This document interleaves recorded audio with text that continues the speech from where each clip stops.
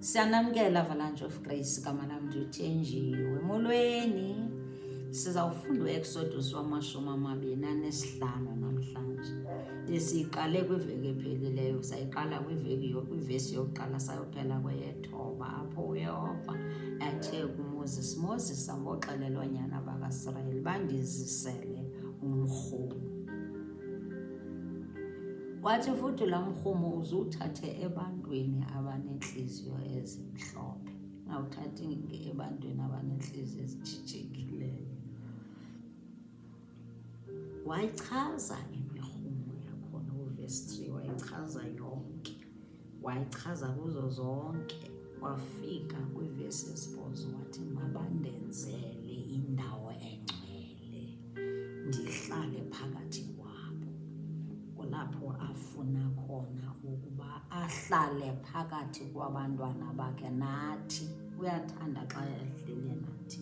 Into ayifunayo ukuthi nathi masi-acknowledge his presence. Uzalisekisa, kuvesi 8 uzalisekisa into ebeyithethe ku-Exodus 19. Wasiyakhumbula ku-Exodus 19 uYehova wathi kumaSirayeli, ze nikhumbule usuka kwivesi 4. Wathi nina nibonile into endiyenzileyo kumayiphutha, ukuba ndanithwala ngamaphiko okhozi, ndanizisa kuwo. Ufuna sibe kuye, sithembe yena, sithandaze yena yedwa. He's a jealous God. Ufuna singabe siyokhonza ezinye izithixo Yehova. Kwezi end times njena kufuneka sibuyele kuYehova, ufuna sibuyele kuye. Sixakiwe, impilo iyenyukela, umuntu ozasinceda nguye yedwa. Ivesi 5 uthi ke ngoku ke ukuba nithe naliphulaphula, uba sikhe zamphulaphula okunene izwi lam, nawugcina umnqophiso wam, noba yinqobo kwizizwe zonke, kuba ihlabathi lonke lelam. Uzalisekisa loo nto esithi mabamenzele indawo engcwele, azohlala kwivesi 8, azohlala phakathi kwabo. Vesi 9 nayo nalapho yazichaza ukuthi ezazenze zonke ezaa zinto. Masingene kuvesi 10 wanamhlanje. Uvesi 10 uthi mabenze ityeya yi-ark. Uthi mabenze ityeya yomgampunzi, ubude bayo babube ziikubhithe zombini ezinesiqingatha, ububanzi bayo bube ziikubhithe ezinesiqingatha, ukuphakama kwayo kube ziikubhithe ezinesiqingatha. Zonke izinto zakhe zine-order, uyanika ama-directions. Xa sithembe yena sizulahleka, samamela yonke into ayithetha. Verse 11 uthi uyaleke ngegolide ecocekileyo, uyaleke ngaphakathi nangaphandle, uze uyithi jize ngesithaba segolide. Covenant umasoyibona intle. Kubalulekile uba sizazi izinto esizibonayo zeBhayibhile. Ungathi yintoni le uthi mawubona i-Ark of Covenant ubuze uba yintoni le. Funeka uyazi ukuba nje ifunwa nguYehova, yayenziwe nguYehova ukusuka kwi-tabernacle. Kulaa tabernacle wayenza entlango, tabernacle in the wilderness, a mobile one. Bahamba nendlela babezahamba nayo, babehamba nayo. In fact manitsho baluleka kukaYehova, indlela nathi asixabise ngayo nendlela sithanda ngayo.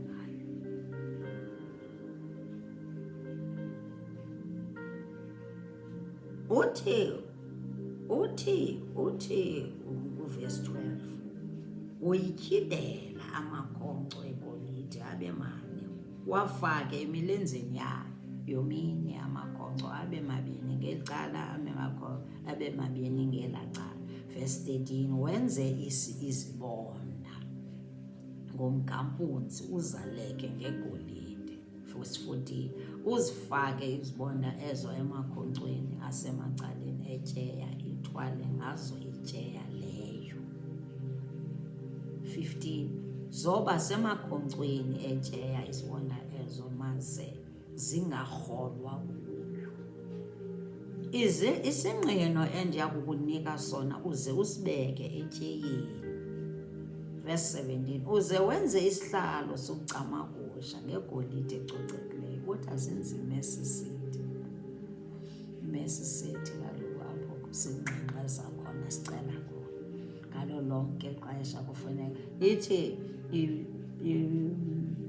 Hebrews 4:16 uthi we must come boldly kwimesi sithi to ask for the mercies of God. Kwi-throne of grace. Come boldly the throne of grace to get mercy.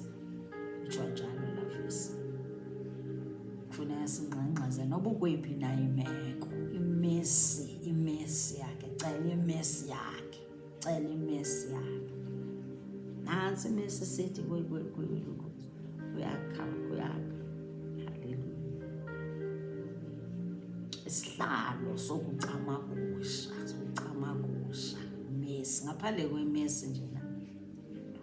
Asisoze sifumane ulonwabo. Ulonwabo esinalo kukholo lwethu kusekuthineni siyamazi ukuthi He is a merciful God. And His mercies are new every morning. Great is His faithfulness.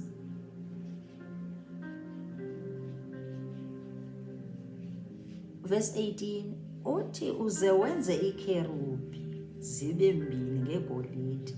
Uze wenze ukuzenza uzikhanda zivele eziphelweni zozibini zesihlalo sokucamagusha. I-Ark of Covenant ayo idol. Singabone ezangilosi ezimbini phaa. Sicinga fanuba yi-idol. Sisithixo. Kufuneka siyoguqa kuso siyibeke lana siguqe kuyo i-Ark. Is a furniture. Icawe yongena phaa phakathi kwitabernacle. Siyilungise loo nto. Yona in the presence of God. Kodwa kutsho ukuthi masiyenze i-idol siyibeke apha sithandaze kuyo. Sicinga fanuba ii-miracles zakwenzeka. Verse 19, wenze ikherubi inye ivele esiphelweni seli icala, enye ikherubi ivele esiphelweni seli esihlalweni sokucamagusha. Wazenza ikherubi zivele esiphelweni zazo zozibini. Verse 20, maze ikherubi ziwolule amaphiko phezulu zisithelise ngamaphiko aso isihlalo sokucamagusha.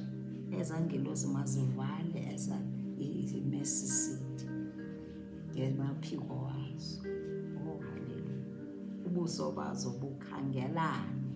Zangilosi zakherubi bubheke esihlalweni sokucamagusha ubuso bekherubi. Yiyo le nto itshoyo siyiphinda laa nto yokuba singacingi fanuba yayinto.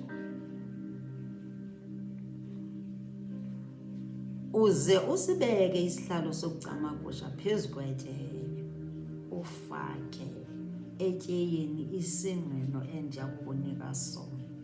Verse 22, ndiya kuhlangana nawe khona ndithethe, uzawuhlangana naye kwi-Ark of Covenant. Oh hallelujah.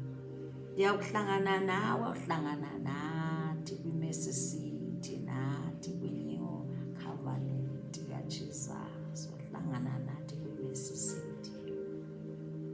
Akuhlangana nawe khona ndithethe nawe ndisesihlalweni sokucamagusha phakathi kweekherubi zombini eziphezu kwetyeya yesingqino ngeento zonke endiya kukuwisela umthetho ngazo boonyana bakaSirayeli. Uze wenze uverse 23 wenze itafile yomkampuzi nayo i-table of shortbread balulekile. Ufuna sizazi i-golden lampstand, siyazi i-table of shortbread, siyazi ibalulekile, siyazi imvelaphi yayo zonke, sizazi uba zivelaphi. Uze wenza itafile yomkampuzi, ubude bayo boba ziikubhithe ezimbini, ububanzi bayo bube ziikubhithe, ukuphakama kwayo bube yikubhithe enesiqingatha 24. Uyaleke ngegolide ecocekileyo uyenzele isithaba segolide esithe jize. Uze uyenzele udini olungangobubanzi besandla ngenxa zonke, ulwenzele udini lwayo isithaba segolide esithe jize. Verse 26, woyenzela amakhonkco nayo. Uwafake amakhonkco omane ezimbombeni zone ezisemilenzeni yayo yomine. Verse 27, oba kufuphi nokuhlangana kodini amakhonkco lawo abe zindawo zokufaka izibonda zokuyithwala itafile, table of short bread. Verse 28, uzenze izibonda ezo ngomkampunzi, uzaleke ngegolide, ithwale ngazo itafile. God of order. Verse 29, uze wenze izitya zayo zala tafile, neenkamba zayo, neendebe zayo, nemicephe yayo ukuya kuthungwa ngayo, uzenze ngegolide ecocekileyo, Moses. Verse 30, ubeke etafileni izonka zokubonisa phambi kwam ngamaxesha onke. Kubalulekile uba zizazinto uzitsheke, uzigugule, uzazi.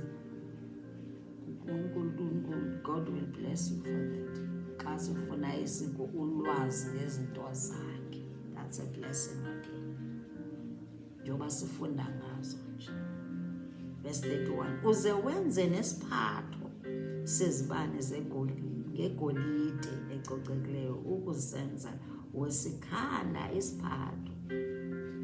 isiphatho sezibane esenigqiba kutsho uso uba ilantuka is a golden lampstand. Sikhumbule apha ukuthi Jesus is a bread of life. Njengoba kusenziwa le tafile nje no short bread, sikhumbule ukuthi nje Jesus is a bread of life. Yonke le ark bayifanisa noYesu. Sizamana nawe xa uyifunda uzamana ubona na ukuthi nayo uyayithetha ngesonka, and Jesus is the bread of life. Zininzi izinto ozawuthi xa sowujonga deep ubone uba nje nanyane nantsi enoYesu, nantsi enoYesu. Uthi ubeke etafileni zonke zokubonisa phambi kwam ngamaxesha onke. Siku-31 ngoku. Uze wenze nesiphatho sezibane ngegolide. Khumbula ukuthi ngegolide ecocekileyo, usenza wosikhanda isiphatho eso, isikhondo saso, nesibili saso, neendebe zaso, namaqhina aso, neentyatyambo zaso, zivele kwakuso. Sikhumbule uba Jesus is the light of the world. Amasebe amathandathu avele, thina ke Jesus is the vine and thina we are the branches. Azibona zininzi izinto ezinoYesu apha kwi-ark. Amasebe amathandathu avele emacaleni aso. Amasebe amathathu esiphatho avele kweli icala laso. Amasebe amathathu esiphatho avele kweliya icala laso. Zoba ntathu iindebe ezifana neentyatyambo ze-amangile, zinamaqhina neentyatyambo kweli isebe, neendebe ezintathu ezifana neentyatyambo ze-amangile zibe zinamaqhina neentyatyambo kweliya isebe. Makube njalo kumasebe omathandathu avela esiphathweni. Intle la lampstand, intle gqithi, zintle. Ne-ark uyabona intle kanjani, ihonjiswe ngegolide, yenziwe ngegolide nangomthi, kodwa uthe ubethe ngegolide. Nale lampstand yakhe, le golden lampstand, nayo intle. Verse 34, zobane iindebe esiphathweni ezifana neentyatyambo ze-amangile, zinamaqhina aso neentyatyambo zaso. 35 ibe liqhina phantsi kwamasebe amabini livele kuso, ibe liqhina phantsi kwamasebe amabini livele kuso, ibe liqhina phantsi kwamasebe amabini livele kuso, abe ngamasebe amathandathu avelayo esiphathweni eso. Verse 36 amaqhina awo namalungu awo avele kuso sonke siphela masibe ngumkhando omnye wegolide ecocekileyo, uze wenze izibane 37 zaso zibe sisixhenxe, uzimise izibane zaso zikhanyisele icala elikhangelene nomphambili wazo. 38 nozenza izifinyiso zaso neencedivu zaso ngegolide ecocekileyo, nosenza ngetalente yegolide ecocekileyo sona nezo mpahla zonke. Khangela ke uzenze ngokomfuziselo wazo owawubona entabeni. Entabeni wambonisa yonke into funeke yenzile uMoses. Uyamkhumbuza ngokuthi uzuzenze ngalaa ndlela wawuzibona ngayo nangalaa ndlela ndandikufundisa ngayo. Kubalulekile into yoba sizazi izinto Yehova wazenzela amaSirayeli ngothando lwakhe nangokuthembeka kwakhe. Sikhumbule uba amaSirayeli nawo ayengekho 100%, nawo akho 100%, kodwa ayethi xa enengxaki abaleke aye kuYehova ayocela uxolo. Ixesha elikhoyo nathi kufuna sibuyele kuYehova nemithwalo yethu noba injani, ngoba kaloku wasithumelela uYesu. SinoYesu owazivasa ezo zono, wazivasa ngegazi lakhe, wathi I will remember their sins no more.